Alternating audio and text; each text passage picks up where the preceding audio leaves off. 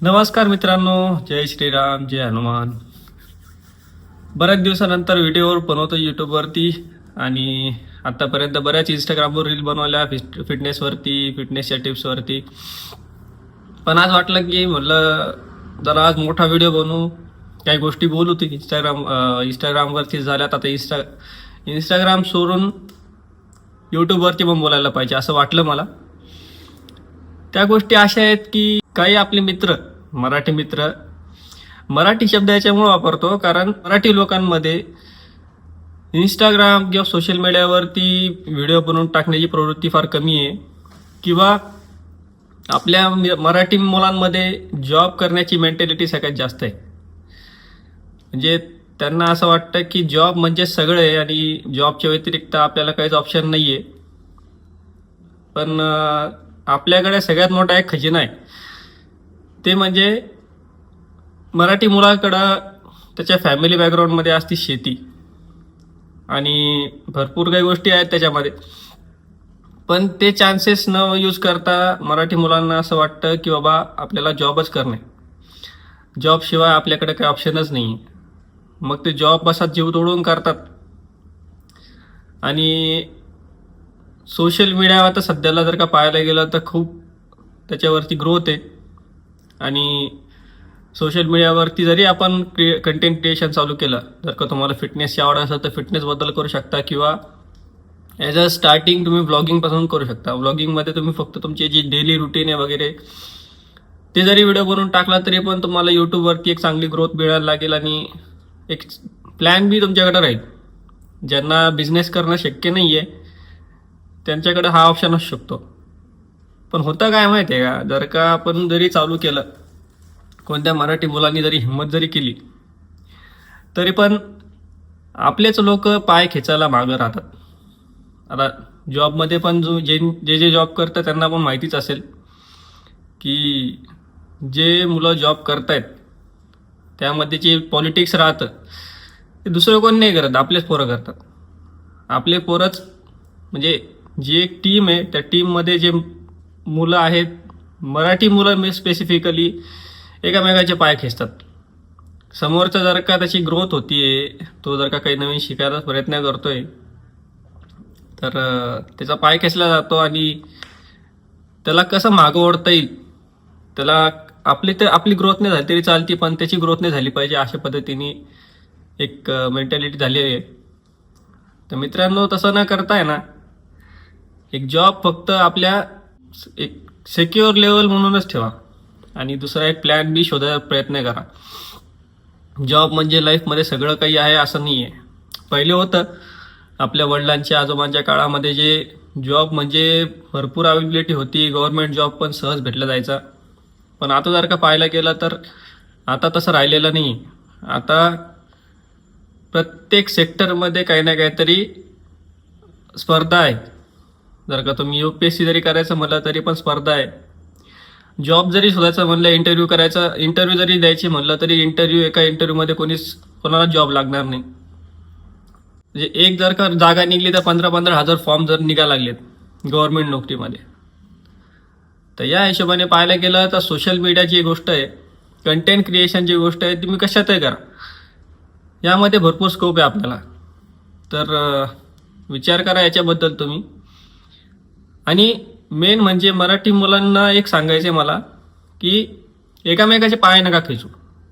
जेवढं होईल तेवढं सपोर्ट करायला जा, जेवढं होईल तेवढं एकामेकांना सपोर्ट करून एकामेकांची ग्रोथ करायला जा. आणि काही फिटनेस वगैरे जर का तुम्हाला चालू करायची असेल, फिटनेस वगैरे जर का तुम्ही चालू केली असणार आहे, जानेवारी सुरू झालेला आहे. जानेवारी महिन्यापासून आपण बरेच जण जिम लावतो. जिम लावल्यापासून 1 जानेवारीपासून जिम लावतो आणि काही दिवसानंतर सोडून देतो. बऱ्याच ठिकाणी पाहिले आहे. मागच्या 7 वर्षापासून मी फिटनेस इंडस्ट्रीमध्ये आहे आणि बऱ्याच मित्रांना जिम लावताना सुद्धा पाहिले आणि महिनाभरामध्ये सोडताना सुद्धा पाहिलेले. त्यामुळं जर का तुम्ही सुरुवात करत असाल या वर्षी, या नवीन 2026मध्ये, तर कन्सिस्टंट राहा. ठीक आहे, कधी जाणं होईल नाही होणार, पण प्रयत्न हा करा की जास्त गॅप नाही पडला पाहिजे. हेल्दी इटिंग चालू करा, फास्ट फूड बंद करा. कारण होतं काय, हेल्थवर लक्ष देणं सगळ्यात जास्त महत्त्वाचं झालेलं आहे आपल्या या यंग जनरेशनला. कारण जसं या फिटनेस इंडस्ट्रीमध्ये मी आहे, बरेच बॉडी बिल्डर्स हार्ट अटॅकनी मेलेले आहेत. त्यांचं कारण ते वेगळं होतं, स्टेरॉइड इंटेक वगैरे किंवा वजन जास्त होणं. पण जर का आपण हेल्दी इटिंग चालू केलं तर आपला जो सध्याचे पाहणं येतं आहे यंग जनरेशनमध्ये, डायबेटीज होण्याचं प्रमाण वाढलं आहे, ब्लड प्रेशर 30-35च्या वयामध्येच होतं आहे, हार्ट अटॅकचे प्रॉब्लेम्स, कोलेस्ट्रॉल वाढण्याचे प्रॉब्लेम्स, भरपूर काही स्ट्रेस, अँझायटी वगैरे वगैरे असे भरपूर काही आजार आलेले आहेत, ज्यामुळे यंग जनरेशनमध्ये या गोष्टी जास्त दिसून येत आहे. तर या गोष्टी आपल्याला अवॉइड करायसाठी एकच आपल्याकडे मार्ग आहे, ते म्हणजे फिटनेस आणि हेल्दी इटिंग. तर तुम्हीही सुरू करा आणि फॅमिलीची पण याच्यामध्ये काळजी घ्या, जेणेकरून एक हेल्दी लाईफस्टाईल आपण जगू शकू. आणि हेल्दी जीवन आपण जगलं तर 2-4 वर्ष जास्त जगून आपण ती लाईफ एन्जॉय करू शकू. हॉस्पिटलमध्ये घालण्यापेक्षा आपण स्वतः लाईफ एन्जॉय केलेली कधी चांगली, माझं हेच मत आहे. ॲट लास्ट फक्त एवढंच सांगेल की मराठी मुलं जर का तुमच्या सोबत असतील तर कृपया त्यांच्या ग्रोथसाठी सपोर्ट करा. एकामेकाचे पाय खेचू नका, जळू नका एकमेकांवरती, आणि सपोर्ट करून त्याला पण मोठं करा, स्वतः पण मोठं व्हा. जॉबमध्ये वगैरे एवढं डिपेंडंट राहू नका. काहीतरी सेकंड ऑप्शन शोधा. त्यामधलं मी तुम्हाला सांगितलं सोशल मीडिया एक आहे. फिटनेस जर का करत असाल तर फिटनेसची व्हिडिओ बनवून टाका, नाही तर ब्लॉगिंग सुरू करा.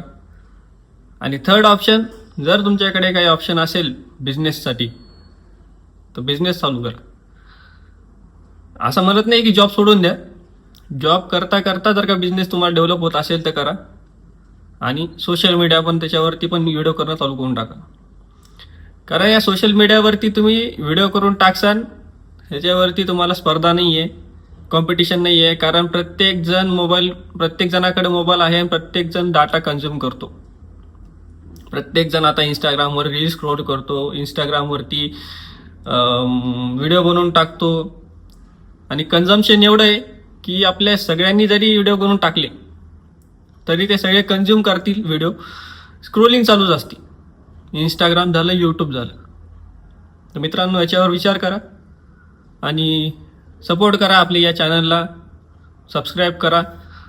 आणि एक मराठी मुलगा मी पण आहे, तर आपल्या या चॅनलला सपोर्ट करून सबस्क्राईब करा आणि बेल आयकॉन क्लिक करा. म्हणजे आपण याच्या पुढचे जे पण काही व्हिडिओज असतील, ही आपण आता एक सिरीज चालू करू मराठी ग्रोथवरती, किंवा इंस्टाग्राम कसं हँडल करायचं. मी पण चालू केलेलं आहे इंस्टाग्राम, पण माझा एक हँडल आहे याच्यामध्ये, तर ते पण एकदा व्हिजिट करा.